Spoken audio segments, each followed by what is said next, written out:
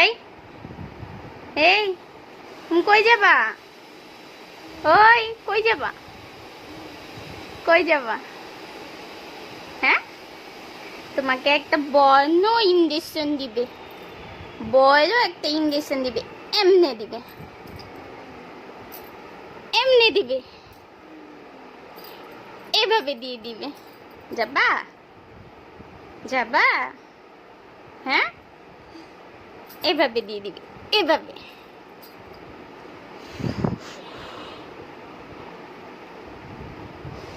বাবা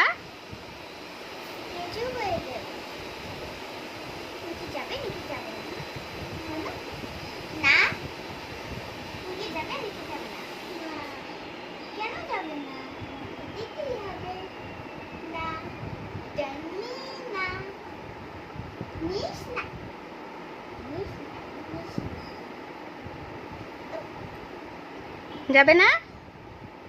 যাবা? যাবা? যাবে না? একটা ইঞ্জেকশন দিবে, এদিকে একটা দিবে, এদিকে একটা দিবে। হ্যাঁ, এখানে একটা দিবে, এখানে একটা দিবে।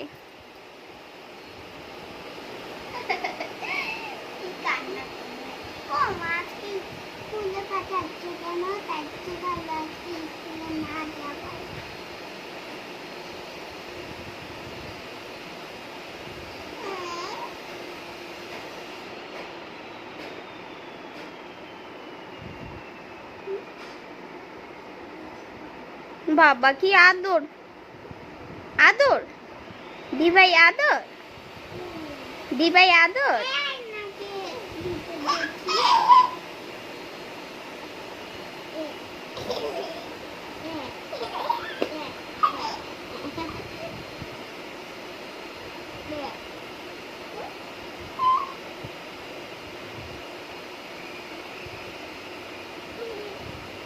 হাসি বেরোবে না, বেরোবে না হাসি।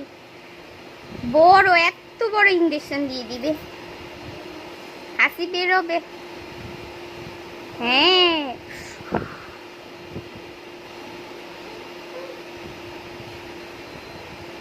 হ্যালো গাইস, কেমন আছো তোমরা? আশা করি সবাই খুব ভালো আছো। তো সমস্যা যখন ঘাড়ে ওঠে, একদম সব সমস্যা ঘাড়ের মধ্যে নাচানাচি করতে থাকে। তো সামনের ক্যামেরা একদম ঘোলা হয়ে গিয়েছে, কিচ্ছু দেখা যাচ্ছে না, ভিডিও করা যাচ্ছে না। তো এখন আমরা একটু বেরোচ্ছি, ছেলের টিকার ডেট পড়েছে আজকে, টিকা দিতে। বাবা না, কালকে যাই না। হ্যাঁ, যে গরম। বড় হয়ে গেছে। হ্যাঁ, কি নাম কি তোর? বলে শিবাংশ। শিবাংশু? শিবাংশ, শিবাংশু না, ওর নাম সৃজনী, ওর নাম শিবাংশ। সৃজন? সৃজনী। হ্যাঁ, নাম তো কঠিন। নাম কঠিন।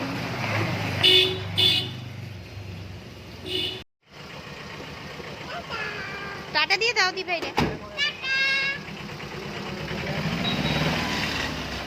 দাও টাটা দিয়ে দাও। বাবা ওই ওই ওই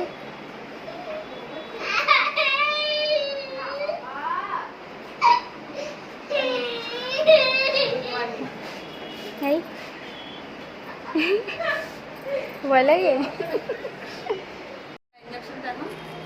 বোঝে মনে হয়, মনে হয় বোঝে। বাবা ওই ভয় লাগে? হ্যাঁ,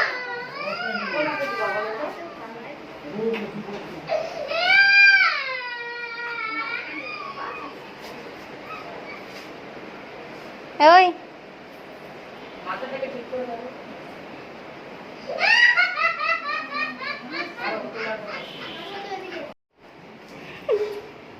কান্না করো। হ্যাঁ, আগো বাবা। বাবা, বাবা বাবা, তোমাকে টিকা দিয়েছে? হ্যাঁ, বাবা তুমি কি টিকা দিয়েছে? টিকা দিয়েছে।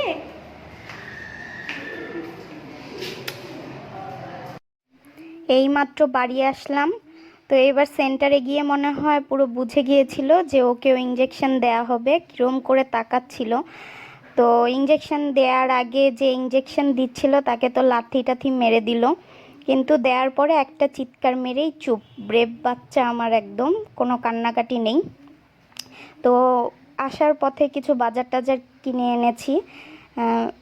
এভাবে তো বের হওয়া হয় না, গরমের মধ্যে বের হতে ইচ্ছে করে না, কোনো কারণ ছাড়া একদমই বের হতে ইচ্ছে করে না। তো আজকে যেহেতু টিকার ডেট ছিল, ওইখানেই যাব, তাই বাজার থেকে কিছু জিনিস টিনিস কিনে আনলাম।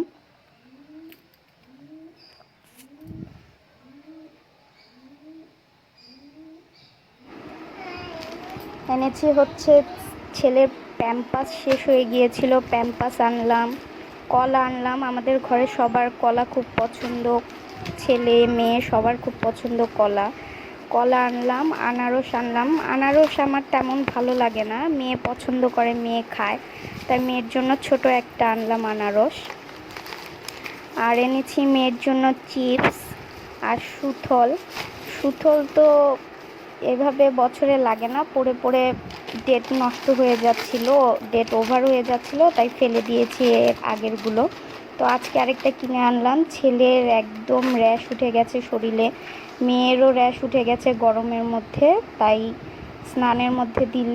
স্নানের জলে দিলে একটু ভালো লাগে।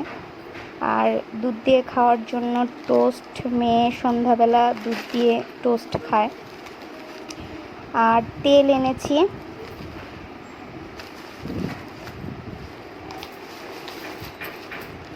এই সেদিন তেল এনেছিলাম, আজকে আবার তেল শেষ হয়ে গেছে, আজকে আবার আনলাম। তো দুজন মানুষের রান্না, শুধু তেলই শেষ হয়, তেল জলের মতো করে মনে হয় শেষ হয়, তেলই দেখা যায় না। তো এমনিতে তো আমরা সাদা তেলটাই খাই, আর সেদ্ধ টেদ্ধ রান্না করলে শুধুমাত্র তখন সরিষার তেলটা খাই। আর কার কত লিটার তেল লাগে মাসে বলো, আমাদের তো মনে হয় জলের মতো তেল শেষ হয়। আর সকালে সব কিছু রেডি করে রেখে গিয়েছিলাম, রান্না করতে পারিনি, অনেক কাজ ছিল। ছেলে মেয়েকে সব কিছু রেডি টেডি করে মেয়েকে স্কুলে পাঠিয়েছিলাম। আমি রেডি হলাম, ছেলেকে রেডি করলাম স্নান টান করিয়ে। তো লেট হয়ে গিয়েছিল, আর রান্না করতে পারিনি, এসে এখন রান্না করছি। এখন সয়াবিন রান্না করব আর একটু কোয়াশ দিয়ে ডাল রান্না করব। তো ছেলে ওদিকে শুয়ে আছে, কতক্ষণ শুয়ে থাকে কে জানে। ওকে খেলনা টেলনা দিয়ে শুইয়ে জলের ফিটার দিয়ে রেখে এসেছি, একটু পরপর তো এসে ডিস্টার্ব করে। চুলার হ্যান্ডেলগুলো ঘুরিয়ে দেয়।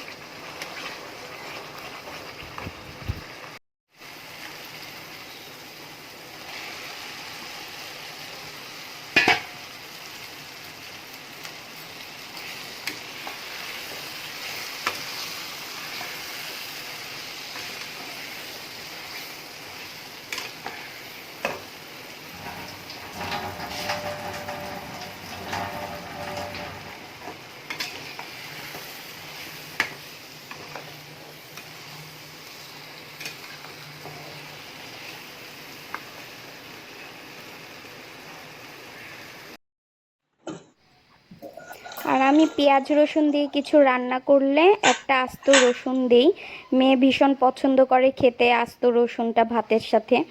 তো তোমরা কারা কারা পছন্দ করো এই আস্ত রসুন খেতে বলো, ঝোলের মধ্যে একটা দিয়ে দিলে খেতে ভীষণ ভালো লাগে ভাতের সাথে।